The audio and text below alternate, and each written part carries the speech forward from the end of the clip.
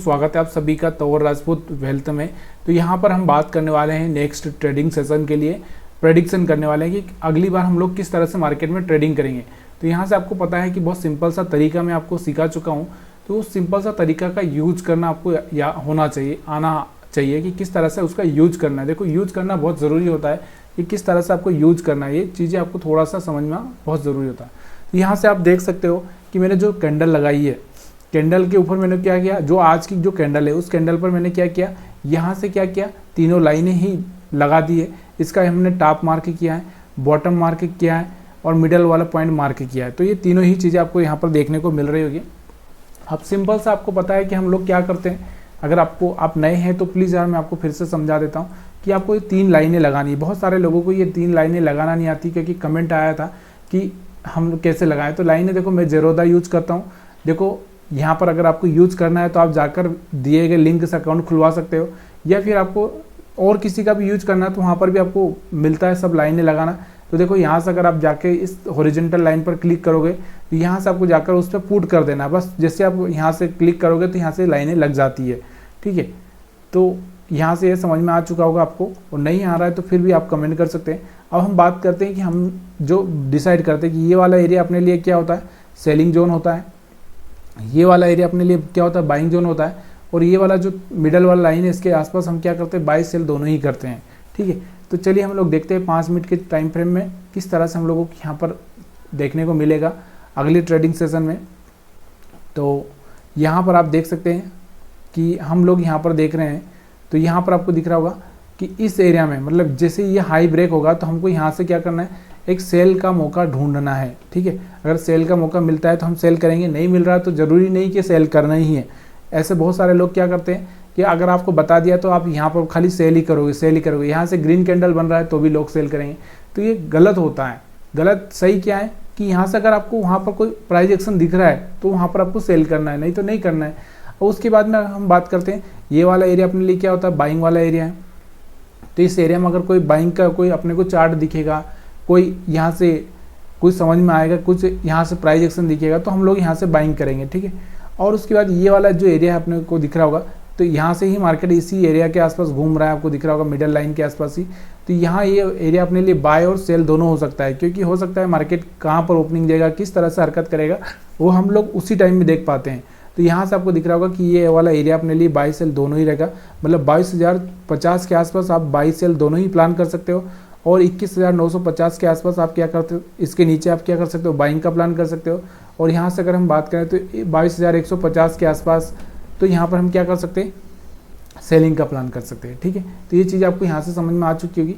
उसके बाद हम बात करते हैं एसएल की। तो देखो आपने जो एसएल पढ़े हैं वो यहाँ पर पढ़े हैं और यहाँ पर पढ़े हैं। तो ये वाला एरिया अपने लिए 22,130 का, और अगर हम बात करें तो 21,950 का, तो ये वाला एरिया अपने लिए इंपॉर्टेंट है। तो यहाँ से आपको देखना है कि मार्केट किसका एसएल खाता है, ऊपर वाले एसएल खाता है पहले या नीचे वाले एसएल खाता है। तो आपको उसके हिसाब से यहाँ पर प्लान करना है। तो एसएल हंटिंग के हिसाब से हम प्लान कर सकते हैं। तो यहाँ पर ये वाले एसएल पड़े होंगे और ये वाले एसएल पड़े होंगे, तो ये आपको ध्यान रखना है। अब यहाँ से ये चीज़ें समझ में आ चुकी है। 20 मूविंग एवरेज के हिसाब से अगर हम बात करें तो मार्केट क्या कर रहा है, 20 मूविंग एवरेज के ऊपर सपोर्ट ले रहा है बार बार। तो यहाँ से बार बार इस पर सपोर्ट लेगा तो आपको क्या करना है, सिर्फ यहाँ पर आपको क्या करना है, बाई का प्लान करना है। अगर इसके ऊपर सपोर्ट लेते लेते ऊपर जा रहा है तो आपको बाइंग का प्लान करना है, क्योंकि 20 मूविंग एवरेज के हिसाब से जो मैं बता रहा हूँ। और यहाँ से त्रिदेव स्ट्रेटजी आपको समझ में आ चुका होगा, इसके हिसाब से अलग है। देखो यहाँ से त्रिदेव आपको 1 या 2 ही ट्रेड देगी, ज़्यादा से ज़्यादा ट्रेड देने वाली नहीं है। और यहाँ से आपको मूविंग एवरेज मल्टीपल ट्रेड देगा। उसके बाद प्राइस एक्शन आपको भी यहाँ पर प्राइस एक्शन भी आपको यहाँ से ट्रेड देने वाला है। तो यहाँ से इसमें भी आपको एक अच्छा सा बेनिफिट हो सकता है। तो यहाँ से आपको समझ में आ चुका होगा। उसके बाद हम बात करते हैं बैंक निफ्टी की।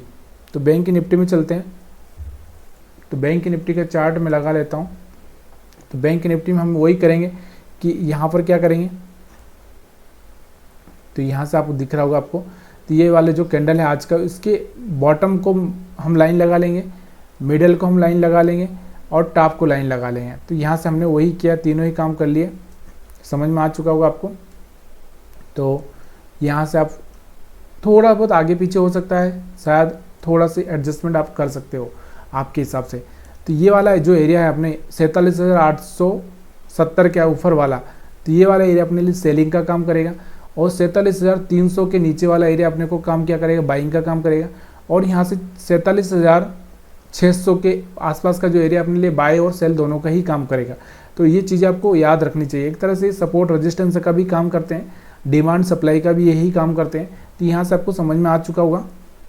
अब उसके बाद हम बात करते हैं 5 मिनट के चार्ट पर। 5 मिनट के चार्ट पर यह सब क्या दिख रहा है आपको, तो यहाँ से आपको 5 मिनट के चार्ट लगा दिया मैंने।